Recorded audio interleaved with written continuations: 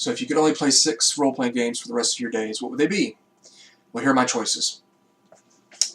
You've seen me do a video about this if you've watched it. Astonishing Swordsman and Sorcerers of Hyperborea. And here's the box set, like I've shown before. Love this game. Love the setting. Love the character classes. I love the D12 for the thief. I like a lot of the new spells. And I like just the way it's written. And really the human-focused setting of Hyperborea. It's a game I could play for many years. I have long, deep campaigns with real fleshed out characters and places, everything. I just absolutely love Astonishing Swordsmen and Sorcerers of Hyperborea, and I'm very much looking forward to getting my 2nd edition book when it comes sometime later this year. Secondly, White Box, Swords and Wizardry of White Box. So while Labyrinth Lord is kind of my basic D&D game that I like to play, this is my original D&D game that I like to play.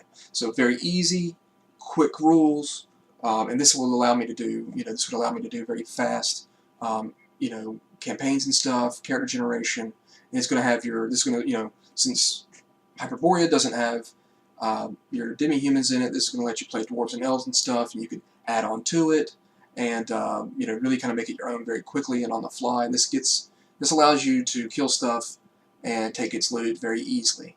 So I would have a lot of fun, quick games with that, really capturing that kind of OSR feel. Third, I'm up in space, and I like Jedi, so there's Star Wars role-playing game. Either this edition, the 1st edition, or revised and expanded, which, it does have some rules bloat to it, the 2nd edition is, but it's a very good book. It's probably one of the best books ever written, I think, and this one too, for role-playing games. And love Star Wars like most of us do. It's just a fun system, easy to learn, and just, you could really have a lot of fun Star Wars adventures with it. You could possibly get bogged down when it comes to creating a lot of Star Wars content if this was one of the only games that you could ever play for the rest of your days. But big fan of Star Wars, and I've had lots of great adventures with it. The next one, Call of Cthulhu. This is one of my favorite covers from the 5th edition. I love Call of Cthulhu. I love H.P. Lovecraft. I love the whole 1920s feel. It's very easy for new players to understand about the 1920s when it comes to the flappers, the cars, how people dress, the music, everything about it. That added in those great tales from H.P. Lovecraft and the stories and characters, and having some of those kind of creepy elements into it. Love Call of Cthulhu. The system has always been something that has never gotten in the way. I've never almost had to really check it much, or really, it's so much about the storytelling, so much about the characters, and I've gotten the 6th edition, 5.6 on some of those. Haven't gotten 7th edition. What I have Call of Cthulhu in 5th and 6th edition works perfectly fine for me. I know it pretty much by heart, and it's just a great game. So I've gone by the nickname of Savage GM for Twitter.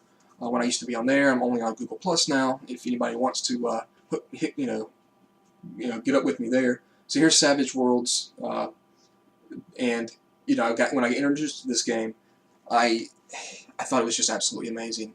It was a game that I needed about 20 years ago when I was a kid, and I love the rules mechanic. It's actually, I think, got fun rules that are fun to play outside of the actual settings and stuff that you may play it with. And of course, it's got great settings. I love Day After Ragnarok, Solomon Kane. I love Deadlands, big Deadlands fan, and it can really just do a lot of stuff you need to do with a fun system. There's other generic, type of universal role-playing games out there like GURPS and stuff, which do it as well. And if you were to only play one, GURPS would be a great game to really just absorb into your brain.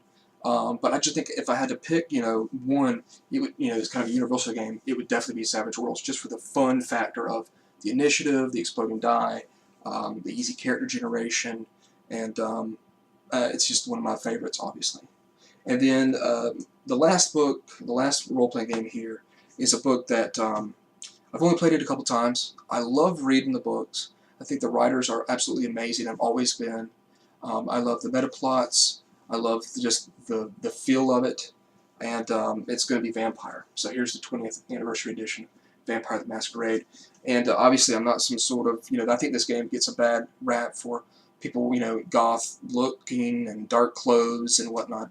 But I think that's completely unfounded. I think it's an absolutely fantastic game where you can create deep, deep characters. And it was one of the first role-playing games I played where backstory of your character, your connection to other characters and other people in the world, your history as your character really kind of was, relevant in what you were doing. And I've always loved Vampire more than any of the other White Wolf games.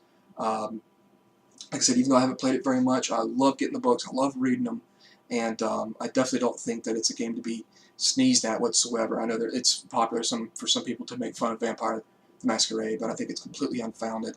That's just my personal opinion.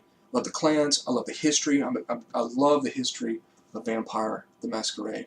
And I do enjoy some other White Wolf games as well, like Werewolf and Wraith.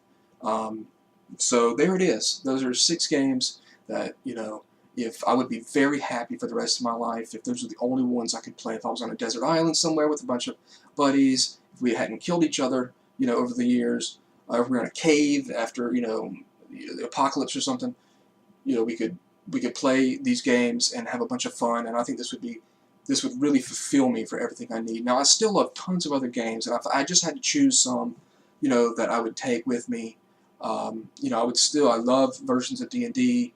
Old versions of D&D, I should say. And while I've enjoyed other ones, really I've come to realize that I enjoy some of the older games of D&D.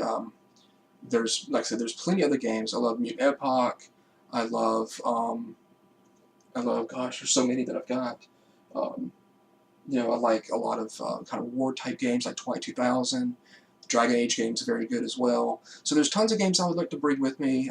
Second edition D&D's got great settings, of course, to use with that. Forgotten Realms and Ravenloft, one of my favorites. And so there's tons of games out there, but these are the ones, and not saying that these are all the best ones, and obviously you're going to have your own opinions. But for me, this would make me very happy should that day kind of unfortunately or fortunately come, I don't know. And also, if you look right over here, I've got Warhammer. Warhammer is one of my favorite games as well. So, there's tons of the original first edition Warhammer. So DCC, another one. But I would be very happy with these 6 to be able to give me a wide variety of different types of games that could really fill that itch that, that I've got for role-playing. So I don't know if you've got your 6. I'd love to hear what they would be. And thanks for watching.